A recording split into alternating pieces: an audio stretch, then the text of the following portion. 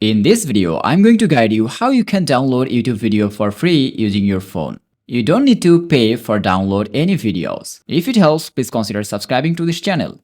So first of all, open the YouTube app. For example, I want to download this video. So normally click on this three-dot bar on the right corner.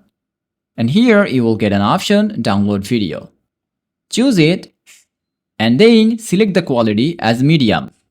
And finally click on this download button. And then if you go to your profile and click on this downloads button, here you can see that it is waiting for Wi-Fi.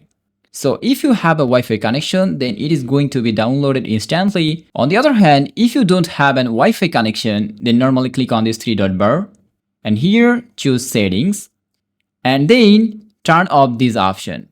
And then if you go back again, and then you will see that your video has been downloaded here. So you can play this video even in offline.